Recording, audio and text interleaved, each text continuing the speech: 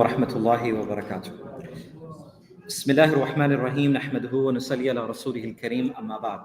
باب الخوف.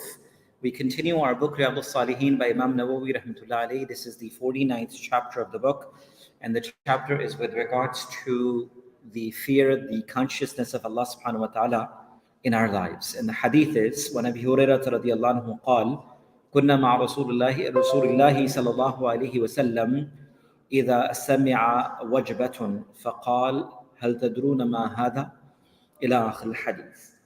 This hadith is reported by Abu Hurairah radiallahu anhu, and I just recited a portion of it. Abu Hurairah radiallahu anhu reports, and he mentions, we were in the company of the Nabi of Allah sallallahu alaihi wasallam, and we heard a large or a huge bang, a large sound, a huge sound that came.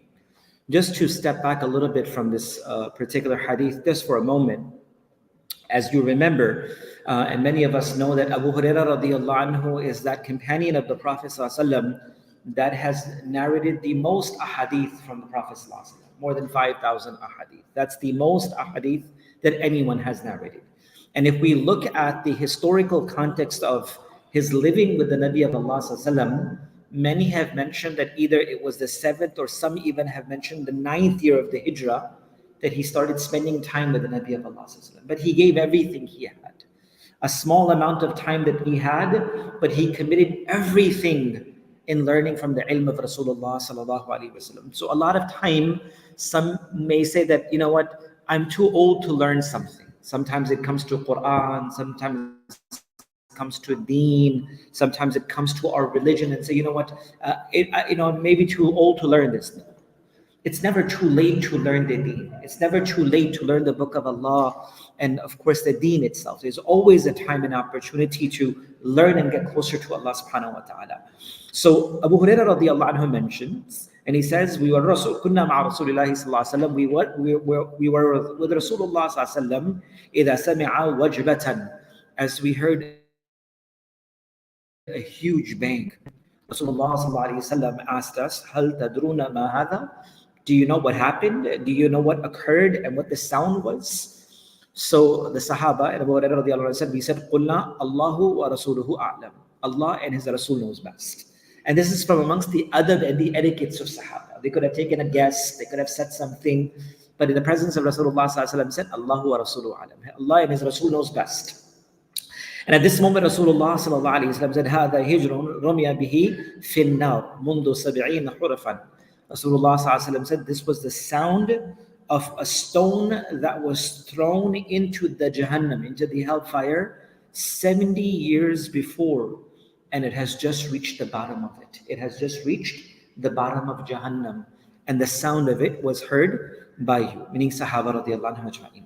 There are multiple things to take back from this very hadith. One thing that we remember, and I remind myself, brothers and sisters, that the Sahaba radiallahu anhu ajma'in used to say that we heard about the mughibat, the unseen, so much from Rasulullah sallallahu alaihi wasallam. It was as though that we saw Jannah with our own eyes. It was as though that we saw Jahannam with our own eyes. This is how much we heard Rasulullah sallallahu alaihi wasallam talk about it. When the tadhkirah, or the conversation of akhirah, leaves our lives, then the preparation of that also leaves our life.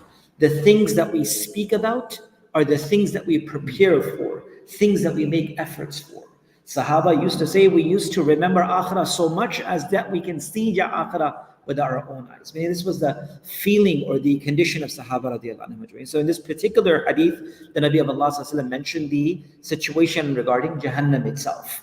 Number two, it also shows the depth and the vastness of Jahannam itself. May Allah protect us all from the day of Qiyamah. As one of the hadith of Rasulullah sallallahu alaihi wasallam said, that the distance between the two sides or the two pillars of one of the doors of Jahannam is such and such. In a hadith, he mentioned a certain distance, and he says on the day of Qiyamah, it will be packed. It will be packed, meaning it will be filled with individuals as well. And of course, he talked about Jannah in such manner.